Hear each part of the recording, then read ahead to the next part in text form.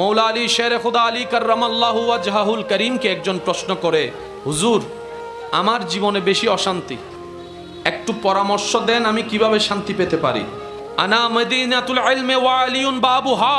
মৌলা আলী শের খুদা আলী কাররামাল্লাহু ওয়াজহাহুল করিম বলে, তুমি আল্লাহর মর্জিতে খুশি হওয়া শিখে যাও। তুমি আল্লাহর হুকুমে, আল্লাহর মর্জিতে, আল্লাহর সিদ্ধান্তে নিজেকে খুশি রাখা শিখে যাও। শান্তিদাতা তোমার জীবনে শান্তি এনে দিবেন। সুবহানাল্লাহ। একজন প্রশ্ন করে, আমি আল্লাহর প্রিয় বান্দা হতে চাই, আমি আল্লাহকে এমনভাবে ভালোবাসতে চাই যেন আল্লাহ আমাকে ভালোবাসে। হুজুর মৌলা আলী পরামর্শ দিয়েছেন, তাহলে তুমি একটা কাজ করো। বলে যে হুজুর কি কাজ করব? বলে যে তুমি আল্লাহর সন্তুষ্টির উদ্দেশ্যে আল্লাহর সৃষ্টির প্রতি ভালোবাসা বিলানো শুরু করে দাও। কোনো প্রকার দাড়ি কমা, কোনো প্রকার স্বার্থ চাওয়া রাখা যাবে না। রবের সন্তুষ্টির জন্য রবের সৃষ্টিকে ভালোবাসা শুরু করো। এমনকি সেই ব্যক্তিটা যদি তোমার জানেরও দুশমন হয়, তুমি বিনা চিন্তায় তাকে মাফ করে দাও, উপকার করো, ভালোবাসো। ওই বান্দার রব তোমাকে ভালোবাসা শুরু করে দিবেন। সুবহানাল্লাহ। এখানে আমরা যারা আছি একদিন দুনিয়াতে থাকবো, ভাবতে কেমন জানি অদ্ভুত লাগে, একদিন আমরা কেউ থাকবো না।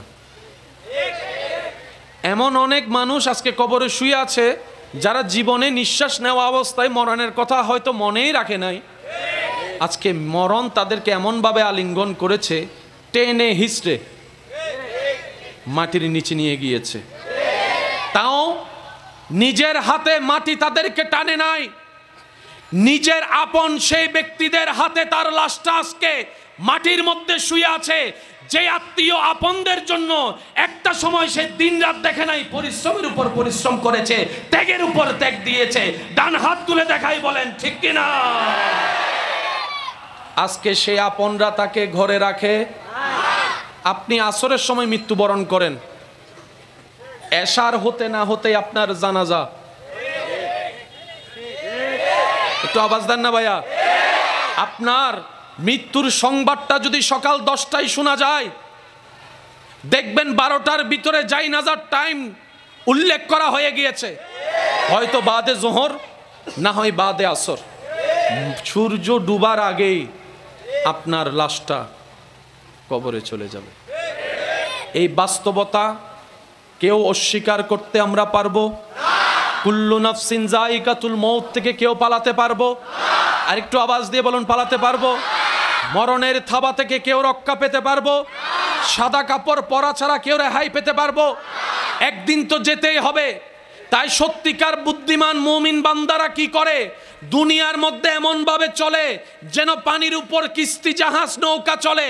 পানিকে নৌকার ভিতর আসতে দেয় না, কারণ পানি যদি নৌকার ভিতর চলে আসে নৌকা ডুবে যাবে, পানির তলায় চলে যাবে। ঠিক তেমনি ভাবে দুনিয়াকে তাদের নিজের ভিতর আসতে দেয় না। দুনিয়ার উপরে চলে কিন্তু নিজের ভিতরে আল্লাহর ভয় এবং নবীর প্রেম দিয়ে ভরপুর করে রাখে। মন চাইলেও যেতে হবে। এই পয়েন্টটা আমরা সবাই আজকে একটু বোঝার চেষ্টা করব। মন চাইলেও যেতে হবে। তাহলে যেহেতু যেতেই হবে, অপশন দুইটা, হয়তো খুশি মনে যান, আর না হয় বাধ্য হয়ে টেনে নিয়ে যাওয়া হবে। যদি টেনে নিয়ে যাওয়া হয় তারপরও যাওয়া লাগবে, কিন্তু যেতে যেতে কষ্ট। আর যদি খুশি মনে যান, সবাই সবাই সবাই টেনে নিলেও যেতে হবে, কিন্তু যখন দৌড়বে তখন এক রকমের ভয়, যখন টেনে নিবে তখন আরেক রকমের ভয়। যখন যেতে চাইবেন না, চেষ্টায় টেনে নিয়ে যাবে, ভয়টা আরও বেড়ে যাবে, টেনশন বেড়ে যাবে, কষ্ট বেড়ে যাবে। কিন্তু যতই ভয় পান, টেনশন করেন, আপনাকে সেখানেই যেতে হবে যেখানে আপনার আমার যাওয়ার হয়তো কখনো ইচ্ছা ছিল না। আরেকটা অপশন হচ্ছে খুশি মনে যাওয়া। খুশি মনে যাওয়া, খুশি মনে যাওয়া, এই দুইটা পার্থক্যের ভিতরেই আপনার আমার সবার জীবন।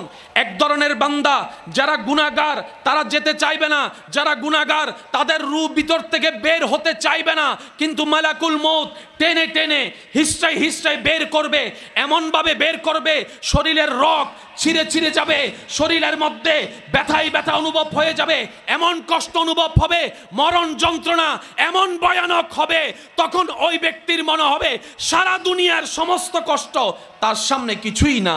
মরণের কষ্ট এত ভয়ানক হবে, এত মারাত্মক হবে। প্রক্ষান্তরে যারা মুমিন বান্দা হবে, যারা রবের প্রিয় বান্দা হবে, যারা আমলদার বান্দা হবে, যারা আমলদার বান্দা হবে, যাদের চোখ পরিষ্কার, যাদের মন পরিষ্কার, যাদের নিয়ত পরিষ্কার, যাদের ঈমান থাকবে মজবুত, আমলে থাকবে একদম পাক্কা, যাদের থাকবে রবের উপর বিশ্বাস, যাদের অন্তর থাকবে নবী রহমাতুল লিল আলামিনের আদব এবং প্রেমে ভরপুর, এক কথায় যাদের জীবনটাই রবের কাছে পছন্দ হয়ে যাবে, তাদের কাছে যখন মালাকুল মউত আসবে, তারা যখন পর্দা উঠে যাবে রবের হুকুমে, তারা যখন মৃত্যুর ফেরেশতাকে দেখবে, মৃত্যুর ফেরেশতার চেহারা সৌন্দর্য দেখেই ওই মৃত্যু পথের যাত্রী বলবে, ভাই আমাকে আর এক সেকেন্ডও রাখিস না, তাড়াতাড়ি নিয়ে চলো, তাড়াতাড়ি নিয়ে চলো, তাড়াতাড়ি নিয়ে চলো, আমি আর দুনিয়াতে এক সেকেন্ডও থাকতে চাই না, আমি আর দুনিয়াতে এক সেকেন্ডও থাকতে চাই না। দুনিয়াবাসী প্রশ্ন করে, এই দুনিয়ার কত সুন্দর, পাহাড় কত সুন্দর, সাগর কত সুন্দর, জমিন কত সুন্দর, দেখো দেখো তোমার সন্তানের চেহারা, দেখো তোমার স্ত্রী স্বামীর চেহারা, দেখো তোমার মা বাবার চেহারা, এগুলা ফেলে তুমি চলে যেতে চাচ্ছ এত খুশি মনে, ব্যাপারটা কি? তখন মৃত্যু পথযাত্রী বলবে, আরে এতদিন তো দেখি নাই, মাত্র নামে শুনেছি জান্নাতের, রব্বুল আলামিন আমাকে এমন দয়া করেছে, মরণের আগে জান্নাতের ঘর আমাকে দেখাই দিয়েছে। সুবহানাল্লাহ। সেই দৃশ্যপটটাকে কুরআনুল কারীম এইভাবে আপনার আমার সামনে উপস্থাপন করে, ইয়া আইয়াতুহান নাফসুল মুতমাইন্না ইরজি ইরজি ইরজি, চলে আসো, বের হও, বের হও। রু বলে কোন দিকে যাব, ডানে যাব না বামে যাব, কোন দিকে যাব? তখন মালাকুল মউত বলে, যেখান থেকে এসেছো, যার কাছ থেকে এসেছো, যেখান থেকে এসেছো, যার কাছ থেকে এসেছো, সেখানেই ফিরে চলো। ইলা রাব্বিকে, তোমার প্রভুর দিকে, তোমার প্রতিপালকের দিকে, তোমার রাজ্জাকের দিকে। সুবহানাল্লাহ বলতে থাকি, সুবহানাল্লাহ। তোমার রাজ্জাকের দিকে, তোমার রহমানের দিকে আসো, চলো না তোমার রহিমের দিকে আসো, চলো তোমার মালিকের দিকে আসো, চলো তোমার গফফারের দিকে। যেমন তেমন করে বের হয়ে না, রাদিয়াতাম, খুশি মনে বের হও, আনন্দ হয়ে বের হও, মন খারাপ করে বের হয়েও না, হাসি মুখে বের হও।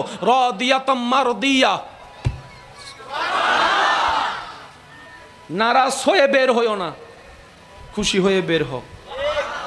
সেজন্য অনেক মানুষ, আপনারা যদি দেখে থাকেন জীবনের অভিজ্ঞতায়, আপনারাও আমার সাথে একমত হবেন, কিছু মানুষ মারা যাওয়ার পরে চেহারা আরও বেশি সুন্দর হয়ে যায়।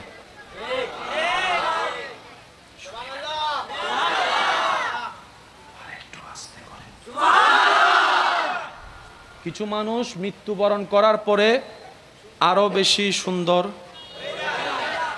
ওনাকে গোসল দেওয়ানোর পরে আরও বেশি সুন্দর হয়ে যায়।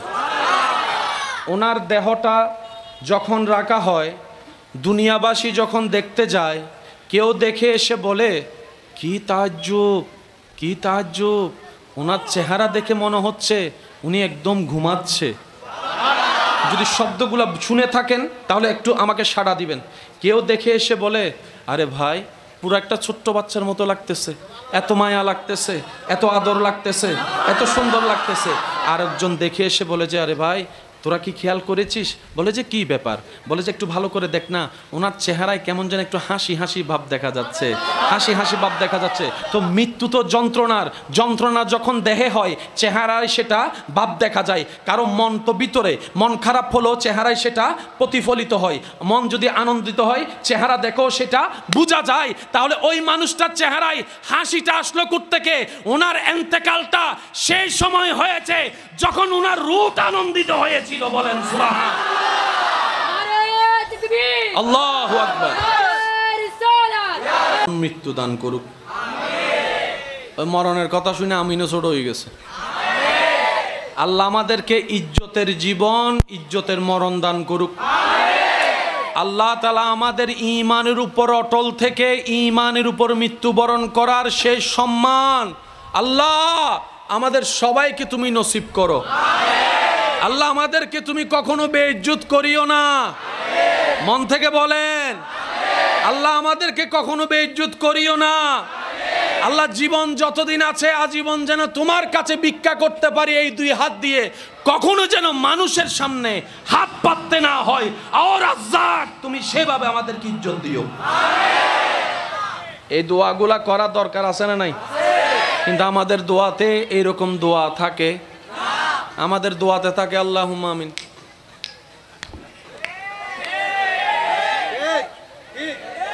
শুনি নাই? আরো জোরে।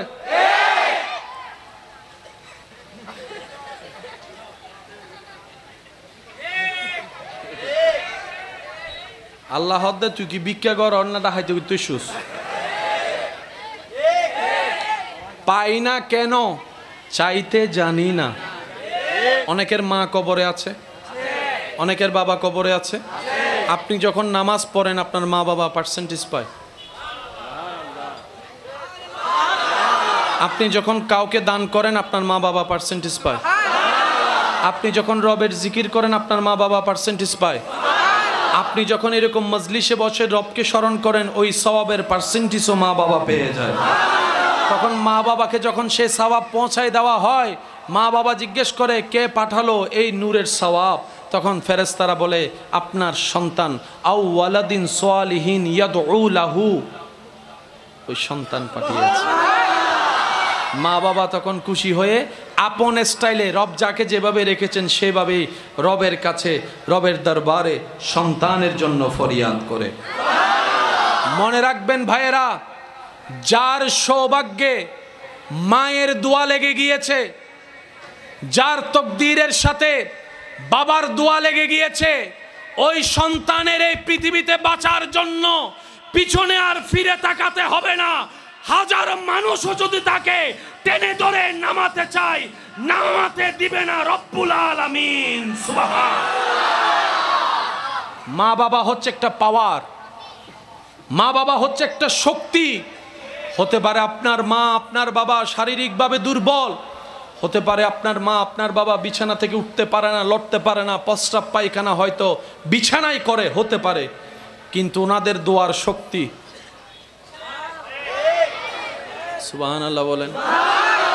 মা বাবার দোয়ার শক্তি, দোয়ার শক্তি আপনার তকদিরকে পুরা চেঞ্জ করে দিবে। যদি আপনার পক্ষে আপনার মা একবার রবকে বলে মাওলা আমি তো চলে যাচ্ছি, মা আমার সন্তানকে তোমার জিম্মায় দিলাম। আমি শুনি না আরো জোরে। আমার মা বোনেরা শব্দগুলো একটু শুনবেন, মনে রাখবেন, দোয়াতে সাথে রাখবেন। মা বাবার জীবনের 95% টেনশন হচ্ছে সন্তান নিয়ে, সন্তানের জীবন নিয়ে, সন্তানের সুখ নিয়ে। এবার বুলন্দ আওয়াজে সবাই মিলে বলেন, সুখ দেওয়ার মালিক কে? রিজিক দেওয়ার মালিক কে? বরকত দেওয়ার মালিক কে? রহমত দেওয়ার মালিক কে? জীবন সাজাই দেওয়ার মালিক কে? শান্তি দেওয়ার মালিক কে? হাজারো কষ্টের ভিতরে সুখের বাতি যিনি জ্বালাই দিতে পারেন তিনি কে? এবার মা বাবা, আল্লাহু আকবার, মা বাবা রবের কাছে বলে আল্লাহ আমার সন্তানকে তোমার জিম্মায় দিলাম। কেউ যখন ঘর থেকে বের হয় আমরা বিদায় দেওয়ার সময় ওনাকে কি বলি? শুনিনি, আরেকটু আসতে, একদম ছোট্ট একটা শব্দ না, 1 সেকেন্ড লাগে, ফি আমানিল্লাহ। কিন্তু এটার জিম্মাদারি মা যখন বলে সন্তান দূরের পথে যাচ্ছে, যা বাবা ফি আমানিল্লাহ, সাথে সাথে রব্বুল আলামিনের কুদরতি ব্যবস্থাপনা সে সন্তানের দায়িত্ব নিয়ে ফেলে।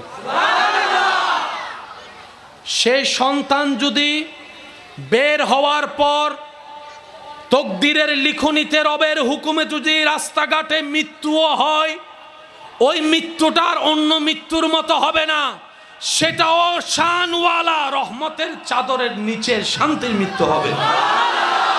মা পানি খেতে চেয়েছে, আনতে আনতে মা ঘুমাচ্ছে, সন্তান এসে দেখে মা ঘুম। ডাকবো নাকি ডাকবো না, ডাকবো নাকি ডাকবো না, দিল বলে ডাকলে মায়ের আরামের ঘুমটা নষ্ট হবে, আবার না ডাকলে মার তো তৃষ্ণা থেকে যাবে যদি আমি ঘুমিয়ে যাই। যাক আজকে আমার মায়ের জন্য ঘুমটাকে না হয় কোরবানিই দিলাম। ঘুম যখন চেপে আসে তখন আর আই লাভ ইউ থাকে না। যখন চোখের মধ্যে ঘুম ভালো করে আসে তখন দেখবেন যতই আপনি তারা শক্ত করে ধরে রাখেন, কথা বলেন, তখন আর প্রেম ফিরিতি থাকে, টান ভালোবাসা থাকে। তখন যদি সব চাইতে প্রিয় মানুষটা এসে বলে আসো আমার সাথে একটু বাইরে চলো, তোমাকে একবারে স্বর্ণ দিব, বোধহয় তুই তোর মিকে যা, আগে ঘুম যায়। ঘুম নিয়ে কোনো কম্প্রোমাইজ বলেন না, ঘুম নিয়ে কোনো কম্প্রোমাইজ। কিন্তু সেই দিন সেই সন্তান বলে যে আজকে ঘুম তুই ভারী নাকি আমার মায়ের সেবা ভারী, আমি আজকে দেখব। ঘুম আসে, লাগে, ঘুমায় না, দাঁড়িয়ে রয়েছে, পড়ে যেতে নয়, পড়তে দেয় না, পানি নিয়ে দাঁড়িয়ে আছে, নিজেও পড়ে না, পানিকেও পড়তে দেয় না, নিজেও পড়ে না, পানিকেও পড়তে দেয় না, নিজেও পড়ে না, পানিকেও পড়তে দেয় না। একদিকে ঘুম আসে, আরামের ঘুম, আরেকদিকে দায়িত্ব, জিম্মাদারি, মায়ের সেবা, দুইটার ভিতরে যুদ্ধ চলছে। বিবেক বলে ঘুমিয়ে যাও, কলব বলে দাঁড়িয়ে থাকো।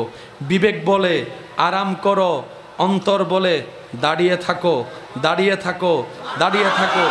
এই যে দুই দিকের একজন বালক এভাবে করছে, ওদিক থেকে তাকিয়ে আছে রব্বুল আলামিন, ওদিক থেকে তাকিয়ে আছে রব্বুল আলামিন। হে আমার ইমানদার ভাইয়েরা, মনে রাখবেন, জেনে রাখবেন, রব্বুল আলামিন শুধু একটা কারণ খুঁজতে থাকে, একটা কারণ, বান্দা কিছু একটা কর, আমার জন্য কর, আমার জন্য কর, আমার জন্য কর। তোর যেই করাটা দেখে আমি রব খুশি হয়ে তোর সারা জীবনের গুনাহকে মাফ করে জাহান্নামী থেকে তোকে জান্নাতি বানিয়ে দিই। একটা কারণ, একটা কারণ, একটা কারণ, একটা কারণ। মূসা নবীর উম্মতের ভিতরে যাকে সবাই জাহান্নামী ভাবতো, রব্বুল আলামিন জান্নাতি দিয়ে দিয়েছেন। একটা কারণ পাওয়া গিয়েছে, শুধু কুকুরকে পানি খাওয়াইছে, কুকুরকে পানি খাওয়াইছে। মনে রাখবেন, রব চায় সবাই জান্নাতে যাক, সবাই সবাই সবাই। যিনি বানিয়েছেন তিনি চাই সবাই যাক জান্নাতে। আল্লাহ কেন? রব বলে যে আমি জান্নাত বানাইছি আমার বান্দাদের জন্য, তারাই যদি না যায় জান্নাতের সৌন্দর্য কি আর লাগবে? কিছুক্ষণ পরে লাইটিং থাকবে কি থাকবে না? থাকবে। আপনারা থাকবেন না যে ফ্যান্ডেলও মোটামুটি সবাই চলে যাওয়ার পরে গেটের মধ্যে আসা একটু দেখাই, দেখেন তো লাগবে মরা মরা, কিচ্ছু নেই। জান্নাত এখনো আছে না নাই? কিন্তু মানুষ একটু কল্পনা করে দেখেন তখন জান্নাত কিরকম, রং, মজা, স্বাদ, কিচ্ছু নাই। বিয়ে বাড়িতে মজা কখন লাগে জানেন? যখন ছোট ছোট বাচ্চারা হই হুল্লা চিল্লা ফাল্লা দৌড়াদৌড়ি করে, হ্যাঁ এন বিয়ে বাড়ি। আর মরা বাড়ি হন্ডইলে মানুষ অনেক থাকে। আমি কি বুঝাতে পারছি কথা? জান্নাত এখনো আছে, কিন্তু জান্নাতের এখনো সেই প্রাণ আসেনি। আপনি যেদিন জান্নাতে কদম রাখবেন, যেদিন আপনি জান্নাতে দৌড়াদৌড়ি করবেন, যেদিন আপনি জান্নাতের আপেল ফল নিয়ে খাবেন, ওই দিন আপেল ফলের ঈদ হয়ে যাবে আপনি খাওয়ার কারণে। বুঝবেন একটু, আমরা সবাই জান্নাত চাই, এর চাইতে বেশি জান্নাত আমাদের অপেক্ষায় আছে। আল্লাহর ওয়াস্তে কথাগুলো একটু বোঝার চেষ্টা করবেন। আল্লাহর সৃষ্টিতে সবচেয়ে দামি কি? গরু, ছাগল, হাঁস, মুরগি, পশু পাখি, জান্নাত, আসমান, ফেরেশতা না মানুষ? আমি সবার মুখে শুনতে চাই, রবের সৃষ্টিতে সবচেয়ে দামি? আমার দাঁড়ানো ভাইয়েরাও সবাই মিলে বলেন, রবের সৃষ্টিতে সবচেয়ে দামি, সবচাইতে মর্যাদাবান, সবচাইতে অমূল্য, সবচাইতে সম্মানের। তাহলে রোল নাম্বার 1 কে? এবার রোল নাম্বার 2 ধরেন ফেরেশতা। রোল নাম্বার 2 কে? রোল নম্বর 3 জান্নাত। রোল নম্বর 3 কই কি? এবার বলেন, মানুষ দামি না জান্নাত দামি? হ্যাঁ, রোল নম্বর 1 দামি না রোল নম্বর 3 দামি? হ্যাঁ, জান্নাত দামি। আপনি না আশরাফুল মখলুকাত, সৃষ্টিতে শ্রেষ্ঠ রব বলছে মানুষ। মানুষ কি? সৃষ্টি। জান্নাত কি? সৃষ্টি। সৃষ্টির ভিতরে মানুষ শ্রেষ্ঠ, রব বলছে। আপনার আমার যোগ্যতা থাক না থাক, মালিক যখন বলছে শ্রেষ্ঠ, রায় হয়ে গেছে। এবার বলেন মানুষ দামি না ফেরেশতা দামি? আমি সবার মুখে শুনতে চাই, মানুষ দামি না ফেরেশতা? মানুষের গুনাহ আছে না নাই? সওয়াব আছে না নাই? ফেরেশতার কোনো গুনাহ? কিন্তু মানুষ এত দামি, আল্লাহ ওই নিষ্পাপ ফেরেশতা দুইটা দিয়ে আপনার দুই কাঁধে আপনার ডিউটি করাচ্ছে। আপনাকে দিয়ে ফেরেশতা ডিউটি করাচ্ছে না, ফেরেশতাকে দিয়ে আপনার ডিউটি করাচ্ছে। এবার দেখেন আপনার সম্মান। নিজের দাম নিজে না বুঝার কারণে আজানের টাইমে গেম খেলতেছি, যে নিজের মর্যাদা নিজে না বুঝার কারণে অন্যায় অপরাধ কাজের মধ্যে সময় কাটাইতেছি। কথা বলেন ঠিক কিনা? আল্লাহ আমাদেরকে নিজেদের দাম, নিজেদের সম্মান, নিজেদের মূল্য বুঝার তৌফিক দান করুক। মনে রাখবেন ভাইয়েরা, যে নিজেকে সম্মান দিতে জানে না, সৃষ্টি তাকে কখনো সম্মান দেয় না। যে নিজেকে মূল্যায়ন দিতে জানে না, সে কখনো মূল্য পাওয়ার কোনো অধিকার। আগে নিজেকে সম্মান দিতে হয়। আপনাকে ভাবতে হবে আপনার যেই দুই পা আপনার রব দিয়েছে, সেই দুই পা আপনি কোথায় রাখবেন আপনার সম্মান বাড়বে, কোথায় রাখলে সম্মান কমবে আপনাকে ডিসাইড করতে হবে। উদাহরণ দূরে এতটুক দেই, যদি পাটা মসজিদে রাখেন সম্মান, বলেন সম্মান। পাটা যদি মক্কা হজের দিকে উমরার দিকে রাখেন, বলেন বলেন।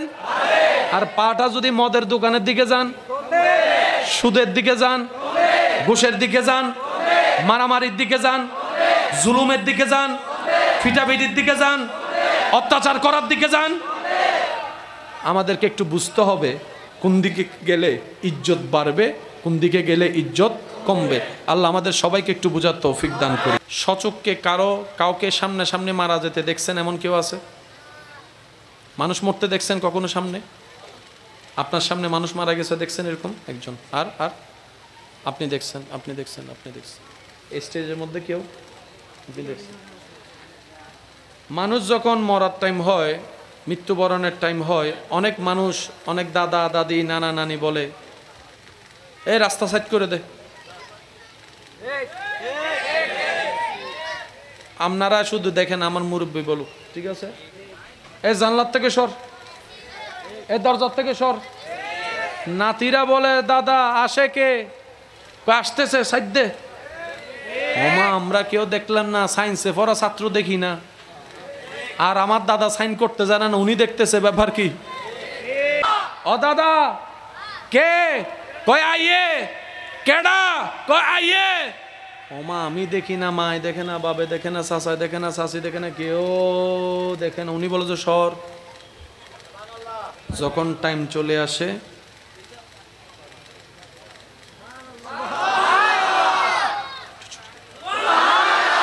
আরেকটু জোরে। আপনার এলাকায় কখনো শুনছেন কিংবা দেখছেন কিনা দেখেন তো, যখন আজান দেওয়া হয় কুকুর চিল্লায়? এমনি কোনো চিল্লানো? যখন মসজিদের মিনার থেকে আওয়াজ আসে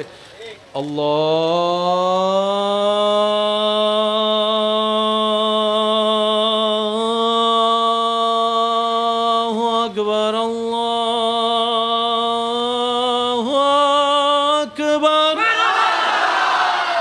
কুকুর কেমন জানি চিল্লাই শুরু করে। কোনো কারণ আমরা কেউ জানি না। নবীজি বলছেন যখন আজান দেয়,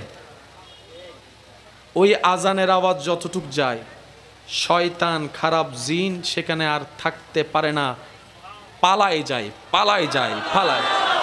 ওই পালানোটা আমি আপনি আমরা দেখি, কিন্তু যার জবান নাই ওই কুকুরে দেখে, ওই কুকুরে দেখে। তাই সে চিল্লায় পৃথিবীবাসীকে সতর্ক করে। অনেক সময় দেখবেন কিংবা শুনেছেন কবরস্থানের মধ্যে কোনো গরু ছাগল ঢুকলে দৌড়ায় আবার বের হয়ে যায়। মুরব্বিরা একটু বলেন। অনেক সময় এমনও শোনা হয়েছে কবরস্থানের সেই গাছ, যে গাছের মধ্যে অনেক পাখি, হঠাৎ করে পাখি চিল্লানো শুরু করে অকারণে। তখন মুরব্বিরা বলে নিশ্চয় কোনো কবরে। বেশি বেশি তোমরা ইস্তেগফার করো, নিজের জন্য দোয়া করো, কবরবাসীর জন্য দোয়া করো। নিশ্চয় কবরে কি হচ্ছে? বিশেষ বিশেষ সময়ে বিশেষ বিশেষ সৃষ্টিকে আল্লাহ তাআলা কিছু স্পেশাল নিয়ামত দান করেন। এবার আওয়াজ দিয়ে বলেন, আল্লাহ চাইলে পারে?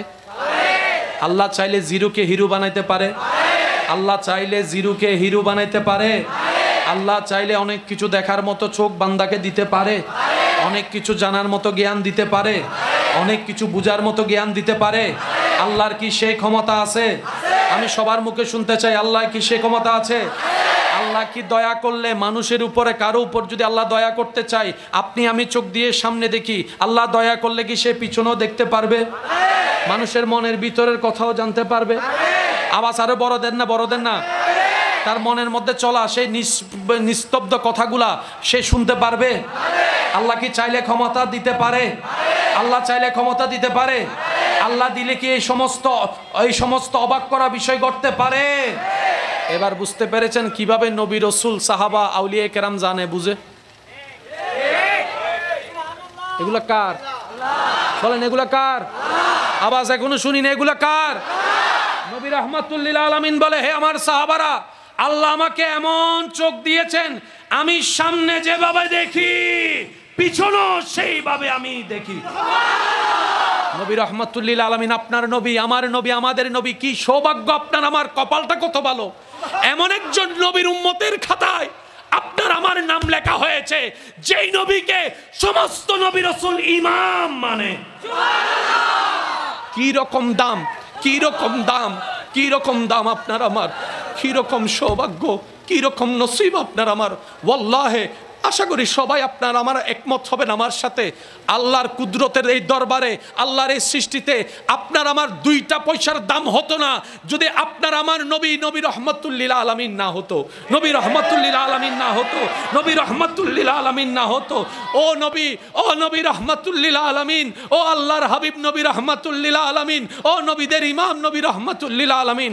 হাজারবার আপনার নাম শুনেছি, মজলিসে বসে আপনার নাম মোবারক শুনেছি, কালিমার মধ্যে আপনার নবীর নাম মোবারক শুনেছি, মসজিদে খতিবের জবানে আপনি নবীর নাম মোবারক শুনেছি, মায়ের জবানে আপনার নাম শুনেছি, বাবার জবানে আপনার নাম শুনেছি। ও আল্লাহর হাবিব নবী, আপনার শান শুনেছি, আপনার মান শুনেছি। দেখার কোনো সৌভাগ্য এই অদমের হয় নাই, আমাদের হয় নাই, আমাদের হয় নাই, আমাদের হয় নাই। হাদিসে বলা হয়েছে, ইয়া রাসূলুল্লাহ, আপনি বলেছেন যে আমাকে দেখলো জাহান্নাম তার উপর হারাম হয়ে যাবে, জাহান্নাম তার উপর হারাম হয়ে যাবে। যে মান রাআনি ফিল মানাম, যে আমাকে দেখলো সে সত্যি আমাকে দেখলো। ইউসুফ নবীর সৌন্দর্যের কোনো তুলনা নাই, কোনো সন্দেহ নাই, কিন্তু সেই ইউসুফ নবীও হাসরের ময়দানে অবাক হয়ে যার দিকে তাকায়ে থাকবেন, তিনি আপনার আমার নবী রহমাতুল লিল আলামিন, তিনি আপনার আমার নবী রহমাতুল লিল আলামিন। আল্লাহ ভালোবেসে কাউকে সফিউল্লাহ বলেছেন, কাউকে কলিমুল্লাহ বানিয়েছেন, কাউকে রুহুল্লাহ বানিয়েছেন, কাউকে খলিলুল্লাহ বানিয়েছেন, কাউকে জবিহুল্লাহ বানিয়েছেন, কিন্তু আপনার আমার নবীকে রব্বুল আলামিন নিজেই হাবিবুল্লাহ বানিয়েছেন, হাবিবুল্লাহ বানিয়েছেন। ইয়া রাসূলুল্লাহ, এই গোলাম, এই আদম, এই উম্মত আমরা হাহাকার করি, হাহাকার করি, শুনি শুধু আপনার নাম, দেখার কখনো সৌভাগ্য হয় না। ইয়া রাসূলুল্লাহ, আপনাকে তো সাহাবায়ে কেরাম দেখেছে, আবু বকর সিদ্দিক দেখেছে, ফারুক আজম দেখেছে, উসমান গনি দেখেছে, মাওলা আলী দেখেছে, ইমাম হাসান আপনাকে দেখেছে, ইমাম হুসাইন আপনাকে দেখেছে, আপনার প্রেমিক আশেকরা আপনাকে স্বপ্নে দেখেছে। আমরা সেই রকম প্রেমিক এখন হতে পারি না। ইয়া রাসূলুল্লাহ, ইয়া রাসূলুল্লাহ, আপনার রবের সদকায় আপনার কাছে আমাদের চাওয়া, ইয়া রাসূলুল্লাহ, জীবনে একবার হলো আমাদেরকে স্বপ্নের মধ্যে দিদার দিয়ে দেন। ইয়া রাসূলুল্লাহ, জীবনে একবার হলো স্বপ্নে আপনার দিদার দিয়ে দেন। ইয়া রাসূলুল্লাহ, ইয়া রাসূলুল্লাহ, আপনাকে যদি এই উম্মতেরা একবার স্বপ্ন দেখি, আমাদের জীবনের সমস্ত চাওয়া পূরণ হয়ে যাবে। আল্লাহ আমাদেরকে সে তৌফিক দান করুন। বলেন, আর একটু জোরে বলেন। নবী রহমাতুল লিল আলামিন, যে নবীর শরীর মুবারকে জীবনে কোনোদিন মশা মাছি বসেই নাই, এই দুনিয়ার মানুষ তায়েফ নগরীতে সেই নবীর উপর পাথর মেরেছে। যেই নবীর শরীর মুবারকে কখনো একটা পোকা বসেনি, আদবের খাতিরে, ইজ্জতের খাতিরে তায়েফ নগরীর সেই অবাধ্য মানুষগুলা ছোট্ট ছোট্ট বাচ্চা লাগাই দিয়েছে পাথর মারার জন্য। নরম থেকে নরম, মোলায়ম থেকে মোলায়ম হাবিবে মুস্তাফার দেহ মোবারক। একটা ছোট্ট পাথরও যেখানে বড় পাথরের মতো আঘাত এনে দেয়, মারছে তারা, নবীর শরীর মুবারকে লাগছে, নবীর শরীর মুবারকে লাগছে সেই পাথরের আঘাত। সেই পাথরের আঘাত লাগতে লাগতে শরীর মুবারক ব্যথায় ব্যথা হয়ে গেল। কিচ্ছু পাথর এসে পিঠ মোবারকে লাগে, কিছু পাথর এসে পা মোবারকে লাগে, কিছু পাথর এসে নবীজির কপাল মোবারকে, কপাল মোবারক থেকে শরীর মোবারক থেকে রক্ত মোবারক প্রবাহিত শুরু হয়ে গেল। জিব্রাইল বলে, আল্লাহ তুমি কি দেখছো না তোমার হাবিবের সাথে কি আচরণ করছে? রব বলে যে, জিব্রাইল আর দেরি করিস না, যা আমার হাবিবের কাছে যা, আমার বন্ধুর কাছে যা, আমার বন্ধুর কাছে যা, আমার বন্ধুর কাছে যা। আমার নবী এখন যেটাই বলবে আমি আল্লাহ সেটা করে দিব। আমার নবী যদি বলে কিয়ামত ঘটাই দিতে, আমি কাদের কদির সমস্ত নিয়ম ভঙ্গ করে এখন ইজা জুলজিলাতিল আরদু জিলজালাহা করে দিব, সব ফানা ফানা করে দিব। জিব্রাইল আসলেন, নবীকে সালাম দিলেন। নবী শরীর মোবারক ব্যথা হয়ে গেল, রক্তাক্ত মোবারক হয়ে গেল। জিব্রাইল এসে সালাম দিলেন, আসসালাতু ওয়াসসালামু আলাইকা সাইয়্যিদি ইয়া রাসূলুল্লাহ। হাবিব, আল্লাহ আমাকে পাঠিয়েছেন, আপনি শুধু আজিন, হুকুম দেন, হুকুম হুকুম। আপনি যদি এখন বলেন দুই দিকের পাহাড়, আল্লাহর হুকুম আমি এক জায়গায় এনে তাদেরকে পিষে ফেলবো, পিষে। আল্লাহর হাবিবের গায়ে হাত দেয়, কুল কায়নাতের মালিকের বন্ধুর গায়ে আঘাত করে, সৃষ্টি হয়ে স্রষ্টার বন্ধুকে কষ্ট দেয়। এইরকম বেয়াদবকে রাখা যাবে না, এইরকম বেয়াদবকে আর নিঃশ্বাস নিতে দেওয়া যাবে না, এইরকম বেয়াদবকে আর পৃথিবীর জমিনে থাকার তাদের কোনো অধিকার নাই, অধিকার নাই, অধিকার নাই। জিব্রাইল বলে, হাবিব একবার আদেশ করেন, একবার, একবার, তারপরে বাকি কাজ আমি সামলাচ্ছি। আমি জিব্রাইল, যদিও আমার কাজ ওহী আনা, আমি জিব্রাইলের আজীবনের ডিউটি আল্লাহর বার্তা আনা, কিন্তু আমি জিব্রাইলকে আল্লাহ আজকে দায়িত্ব পাল্টাই দিয়েছেন। আযাবের সাথে আমার কোনো সম্পর্ক নাই, কিন্তু আজকে আমার রব আমার দায়িত্ব পাল্টাই দিয়েছেন। হাবিবকে শুধু একবার আজিন নির্দেশ করুন, আপনি জবান দিয়ে যা বের করবেন আজকে সেটাই ঘটে যাবে এই পৃথিবীর বুকে। সুবহানাল্লাহ। জিব্রাইলকে নবী বলে, ইয়া আখি জিব্রাইল, ও আমার ভাই জিব্রাইল, একটু শান্ত হও, একটু শান্ত হও। সান্ত্বনা দিচ্ছেন কে? যিনি আঘাতপ্রাপ্ত। আঘাতপ্রাপ্তকে অন্যরা সান্ত্বনা দিতে হয়, আমাদেরকে। আমাদের নবী এমন শানওয়ালা, আঘাত নিজে পেয়েছেন, আবার যিনি নবীর পক্ষে কাজ করতে এসেছেন ওনাকে বলছেন, ইয়া আখি জিব্রাইল, একটু শান্ত হও, একটু শান্ত হও, একটু শান্ত হও, শান্ত হও। এভাবে বলিও না। আমার রব জালালিয়তে চলে গেলে সব লন্ডভন্ড হয়ে যাবে। আমার রব একবার রেগে গেলে সব কিছু লন্ডভন্ড হয়ে যাবে। আল্লাহ পাকের একটা নাম আছে হালিম, হালিম, মহা ধৈর্যশীল। সেজন্য আপনি আমি রবের জমিনে দাঁড়িয়ে হাজার গুনাহ করে রবের অবদ্ধতা করলেও রব আমাদেরকে আযাব দেয় না, সহ্য করে। রব্বুল আলামিন অপেক্ষা করে বান্দা যদি তওবা করে মাফ করে দেওয়ার জন্য। সুবহানাল্লাহ। নবী রাহমাতুল লিল আলামিন বলে, জিব্রাইল একটু শান্ত হও, একটু ধৈর্য ধরো, একটু অপেক্ষা করো। তারা তো চিনে নাই আমাকে, না চিনে মেরেছে, তারা তো বুঝে নাই, না বুঝে মেরেছে। আমি তাদের উপর কোনো কষ্ট রাখি নাই, আমি তাদেরকে মাফ করে দিয়েছি, আমি তাদেরকে মাফ করে দিয়েছি, আমি তাদেরকে মাফ করে দিয়েছি। আমার রব আমি নবী মুস্তাফাকে গজব বানাই পাঠায় নাই, কুল কায়নাতের জন্য রাহমাতুল লিল আলামিন করে পাঠিয়েছে। নবী ক্ষমা করছেন কাকে? যে পাথর মেরেছে। আপনার ভাইয়াকে আপনাকে পাথর মেরেছে, তো দেন না মাফ করে। আপনার চাচা যেটা কি আপনাকে পাথর মেরেছে, দেন না ছেড়ে। আপনার স্ত্রী কি আপনাকে আঘাত করেছে, মাথা ফেটে দিয়েছে, বাদ দেন না, ছেড়ে দেন না, মাফ করে দেন না, মাফ করে। আপনি না নবী রাহমাতুল লিল আলামিনের উম্মত, এতদিন না পারলো অন্তত এখন দিয়ে দেন।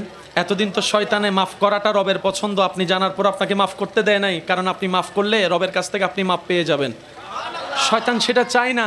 আপনি মাফ করলে আপনার সম্মান বেড়ে যাবে, শয়তান সেটা চায় না। আপনি মাফ করে দিলে আপনার জাহান্নাম বন্ধ হয়ে যাবে, জান্নাত দরজা খুলে যাবে, শয়তান সেটা চায় না। আপনারা দুই ভাই এদিকে মিলে যাবেন, ওদিকে রহমত আপনাদেরকে কবুল করে নিবে, শয়তান সেটা চায় না। আসেন না, আজকে অন্তত সুযোগটা আছে, দেন না মাফ করে ভাইয়াকে, দেন না মাফ করে বোনকে, দেন না মাফ করে স্বামীকে, দেন না মাফ করে আপনার স্ত্রীকে, দেন না মাফ করে সন্তানকে, দেন না মাফ করে চাচাকে, দেন না মাফ করে। কাকে মাফ করব? বলে যে আমি আমার চাচাকে মাফ করব না, যেটাকে মাফ করব না, স্ত্রীকে মাফ করব না, স্বামীকে মাফ করব না। আমি শ্রদ্ধার সাথে বলি, আপনার বউকে মাফ করার দরকার নাই, আপনার স্বামীকে মাফ করার দরকার নাই, আপনার চাচাকেও মাফ করেন না, আপনার জেঠাকেও মাফ করেন না, ওনাদেরকে মাফ করেন না। এবার আমার ভাই আমাকে বলে তাহলে মাফ কারো করব? আমি শুধু বলছি এতটুক, আপনার রবের দিকে তাকাই, রবের বান্দাগুলাকে মাফ করে দেন, আপনার নবীর দিকে তাকাই, নবীর উম্মতগুলাকে মাফ করে দেন। নিসবতে অনেক কিছু হয়। টুপি কাপড়ের, প্যান্টও কাপড়ের, যখন সে কাপড়টা মাথায় লেগে গেল, যেদিন নিসবত আপনার সাথে আব্দুল্লাহ রবের সাথে লেগে যাবে, যেদিন আপনার সাথে নিসবত নবী রাহমাতুল্লিল আলামিনের সাথে অন্তর থেকে লেগে যাবে, অন্তর থেকে লেগে যাবে, সেদিন আপনার ইজ্জত আর খুঁজতে হবে না। ওয়াত ইজ্জু মান তাশাওয়ালা, আপনার জন্য ইজ্জত দুশমন থেকেও এনে দিবেন। সুবহানাল্লাহ। আমি আমার সবাই যারা আমাকে ভালোবাসেন আল্লাহর জন্য, তাদের উপর আবদার করে কথা বলার অধিকার আমার। তাহলে আওয়াজ শুনে মনে হয় 5 জনে ভালোবাসে, বাস এতটুকুই যথেষ্ট। আছে আছে আছে আছে যারা আমাকে আপনাদের মনের সৌন্দর্যতার কারণে, আপনাদের যোগ্যতার কারণে, আপনাদের চিন্তা সুন্দর হওয়ার কারণে আমার মতো অনুপযুক্ত গুনেহগারকে আপনাদের মনের মতো দামি করে যারা আপনারা জায়গা দিয়েছেন একটুখানি, তাদেরকে আমি আমার ওই ভালোবাসার আবদার নিয়ে একটা কথা বলি। প্ল্যানিং একটা বান্দার, একটা প্ল্যানিং রবের। বান্দারটা 50-50, ভালো হতে পারে, খারাপও হতে পারে, কিন্তু বান্দা যখন ধৈর্য ধরে রবের প্ল্যানিংয়ের সাথে নিজের প্ল্যানিংয়ের অপেক্ষা করে, সে জিতবেই জিতবেই জিতবেই জিতবে। সে আর হারে না, কারণ প্ল্যানিং করছে কে? আমরা হারি কেন? রবের প্ল্যানিং আসার আগে আমরাই সব করে ফেলি।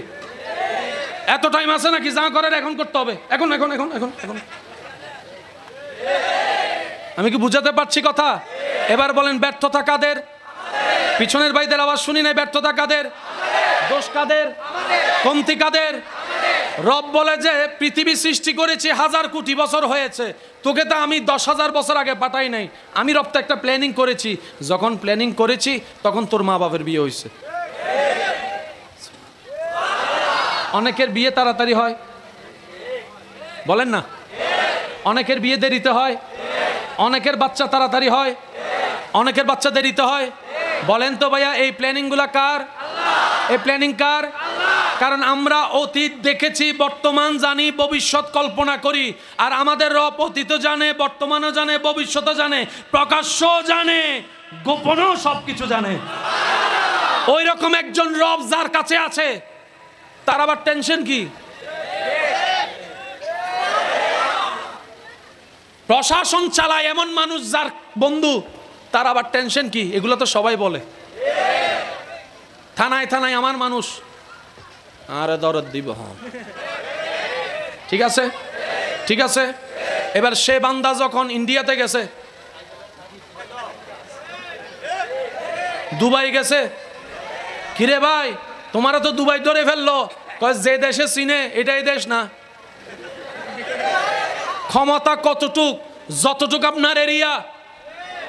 এই এলাকার নেতা ঢাকায় গিয়ে বুক ফুলাই কথা বলতে পারবে না, এটাই বাস্তবতা। ঢাকার বড় নেতা দুবাই গিয়ে বুক ফুলাই কথা বলতে পারবে না, এটাই বাস্তবতা।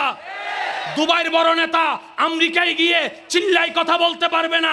যার ক্ষমতা যেখানে তার পাওয়ার সেখানে।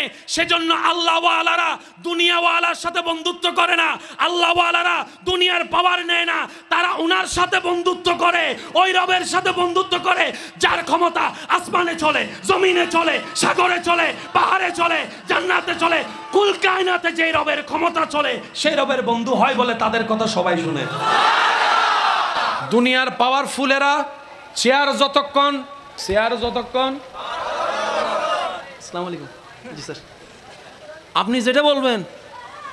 আমার ক্ষমতা কার কারণে? আমার উপরের কারণে। ওনার ক্ষমতা ওনার উপরের কারণে। সবার ক্ষমতা মিলে জিবে প্রধানমন্ত্রীর ক্ষমতা শেষ। চেয়ারম্যান গেলে প্রধানমন্ত্রীর ক্ষমতা শেষ হয় না, কিন্তু প্রধানমন্ত্রী জনরওয়ারে এমপির ক্ষমতা বলেন না, এমপির ক্ষমতা, মন্ত্রীর ক্ষমতা, ডিসির ক্ষমতা, চেয়ারম্যানের ক্ষমতা, মেম্বারের ক্ষমতা, জোরে জোরে বলেন কমিশনারের ক্ষমতা। এটা হলো নিয়ম। সেজন্য মুমিন বান্দারা এমন একজনের সাথে বন্ধুত্ব করে যার ক্ষমতা শেষ হয় না। ওনারা এমন একজনের সাথে বন্ধুত্ব করে যার ক্ষমতার কোনো শেষ, যার ক্ষমতার কোনো সীমা। ওনাদের ক্ষমতা দেখাইতে চেয়ার লাগে, আর রবের প্রিয় বান্দারা দেখবেন গাছতলায় বসে রয়েছে, কোনো চেয়ার। অনেকে তো পাগল নামেও চিনেন, পাগল। সেজন্য মুরব্বীর একটা কথা বলে, পাগল দেখলে রাগাইও না, ডিস্টার্ব করিও না, কষ্ট দিও না। তুমি দেখছো পাগল, এমনও হতে পারে সে রবের প্রেমের পাগল। রব তাকে বন্ধুর লিস্টিতে শামিল করে ফেলেছে। এখন তুমি তোমার বন্ধুকে যদি কে কষ্ট দেয়, তুমি যেরকম মারতে যাও, প্রতিশোধ নাও, রবের বন্ধুদেরকে কষ্ট দিলে রব সেরকম কষ্ট পেয়ে যায়। সেজন্য রব্বুল আলামিন হাদিসে কুদসিতে বলেছেন, মান আদা লি ওয়ালিয়ান, যে আমি রবের বন্ধুর সাথে দুশ্মনী করবে, শত্রুতা রাখবে, আমি আল্লাহ তার বিপক্ষে ঘোষণা করে দিলাম। আল্লাহ তাআলা আমাদের সবাইকে নবীর প্রেম নিয়ে রবের সন্তুষ্টি হাসিল করার তৌফিক দান করুন। আমার ইমানদার ভাইয়েরা, শেষ কথা একটু মনোযোগ দিবেন। প্ল্যানিং কয়টা? একটা আমাদের, একটা কোনটা উত্তম? ফেরাউন যখন জানলো তার দেশে এমন একটা সন্তান আসতেছে যে সন্তানটা বড় হয়ে তাকে মেরে ফেলবে, তখন ফেরাউন নির্দেশ দিল যাতে যাদের ঘরে ছেলে বাচ্চা হবে, ছেলে বাচ্চা যার ঘরে হবে, এমনকি আমার উজিরের ঘরেও যদি ছেলে হয়, নাতিও হয়, মার, কারণ এই রিস্ক আমি নিব। এদিকে আল্লাহ মূসা নবীকে পাঠালেন। আমি সকল প্রেমিকের মনোযোগ চাচ্ছি। ফেরাউন বাচ্চা মারার জন্য প্রস্তুত, অলরেডি কাজ শুরু হয়েছে, আইন জারি করে দিয়েছে। মূসা নবী আসলেন। মূসা নবীর আম্মা ওই অত্যাচার থেকে সন্তানকে বাঁচানোর জন্য একটা বাক্সের ভিতরে মূসা নবীকে রেখে আল্লাহর হেফাজতে ছেড়ে দিয়েছেন। এবার বাচ্চা যদি এরকম ছেড়ে দেয়, কোন দিকে না কোন দিকে যায়, কোনো ঠিক ঠিকানা আছে? মূসা নবীর সেই বাক্সটা পানির তালে তালে যেতে যেতে যেতে যেতে যেতে যেতে যেতে যেতে যেতে সেই জায়গায় গিয়ে থামলো যেখানে ফেরাউনের রাজপ্রাসাদের গাটলা।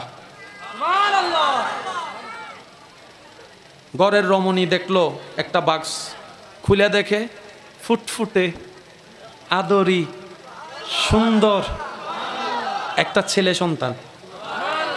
কোলে নিয়ে বলে, এমন কোন মা, পাষণ্ড মা এত সুন্দর বাচ্চাটাকে ফেলে দিল, ছেড়ে দিল? আচ্ছা চিন্তা করো না, আমি আজকে থেকে তোমাকে পালবো। যে মারতে চাচ্ছে আল্লাহ কুদরতের হিকমতে ওনাকে ওনার ঘরে ঢুকাই দিছে। এবার বলেন, মানুষ যখন কিছু হারায় ভিতরে খুঁজে না বাইরে? অনেক সময় চশমা নাকে রাইকা, নাকত চশমা রাহি, 1 ঘন্টা তোয়াইরে যাতে ন ভাই আয়নার সামনে যাতে গেই মাথা গরম করি অমাইলে ফিরে দিন তাই না হয়? বলেন না হয়? অনেক সময় কানের উপর কলম রাইকা ফুয়া মাইয়েরা তো 3-4 বার মারিয়ে দিই আর হলম মন্ডলে গিয়েছ আর হলম আব্বাই হরম ন লই হনো না হতম বাদে হান হুজে ওমা ঠিক আল্লাহ ঢুকাই দিছে ফেরাউনে সব জায়গায় খুঁজে মারে সব জায়গায় খুঁজে মারে সব জায়গায় খুঁজে মারে আল্লাহ হয় তোর ঘরত আল্লাহ মূসা নবীকে বড় করলেন দুশমনের ঘরে সুবহানাল্লাহ জোরে বলবেন ফেরাউন যখন খবর পাইছে এরকম একটা বাচ্চা পাওয়া গেছে ওনার সহধর্মণি এটাকে কবুল করছে সেজন্য আর বিরোধিতা করে না মূসা নবী যে ওরা মারবে ইঙ্গিত ছোটবেলায়ও দিয়ে দিয়েছিল কয়েকবার কিন্তু সে বুঝার মতো জ্ঞান ছিল না এবার বলেন মা থেকে বাচ্চা আলাদা হওয়া এটা কি কেউ মেনে নিবে না কোন সুস্থ মানুষ মেনে নিবে না যতই অপরাধ হোক যদি মা অপরাধও করে আইনের একটা ধারা আছে বাচ্চাকে জেলখানার মধ্যে নিয়ে রাখতে পারবে কমপক্ষে 5-6 বছর 7 বছর লালতে পালতে পারবে আলাদাভাবে কোন মা যদি গর্ভবতী থাকে ফাঁসির আসামি তাকে ফাঁসি দেওয়া যাবে এবার ছোট বাচ্চা দুধ খাওয়ার জন্য একজন দুধ মা লাগবে নি ফেরাউন বলল যতজনের বাচ্চা ডেলিভারি হয়েছে সবগুলাকে আনো সেখানের ভিতর মূসা নবীর অরিজিনাল মাও আসছে এবার ফেরাউন বলে যে সাই বাচ্চারে দুধ খাওয়াও ওই মা মূসা নবীর নিলেন এস্তন মুখে দেয় মূসা নবী যে আসে এখন বাচ্চারা তো দুধ খাওয়ানোর জন্য মা লাগবে এতগুলা মহিলা কারোটাই খায় না যখন আপন মা আসছে ফেরাউন বলে যে আপনার আর ওখানে থাকার দরকার নেই আপনি এখানে থাকেন বাচ্চাই মা পাইয়ে গেছে সুবহানাল্লাহ করে যায় বললেন আর একটু আস্তে করে বলেন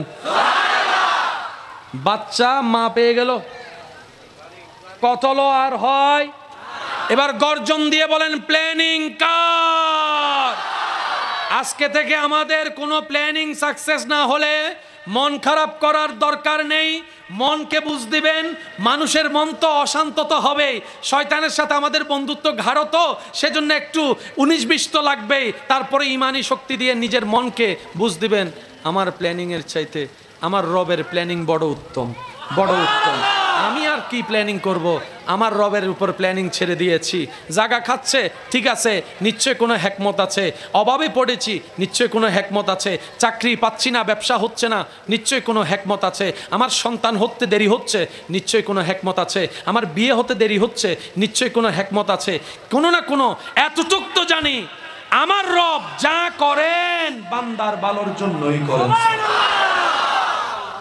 কিছু কিছু মানুষ জীবন থেকে চলে গেলে আমরা খুব ভেঙে পড়ি আফসোস করতে করতে শেষ খাবার দাবার সব বন্ধ আমরা বুঝার চেষ্টা করি না দুনিয়ার জীবনে আল্লাহ কাকে দূরে করে দেন যে মানুষ থাকলে আপনার আমার জন্য বেশিরভাগ দিন কষ্টের হবে আল্লাহ তাকে আগে থেকে দূর থেকে সরাই দেয় সেজন্য আমরা বুঝি না বুঝি সর্বাবস্থায় বলবো একটা কথা সেটা হচ্ছে আলহামদুলিল্লাহ আর হাজার ব্যস্ততার ভিতরে নামাজ ছাড়া যাবে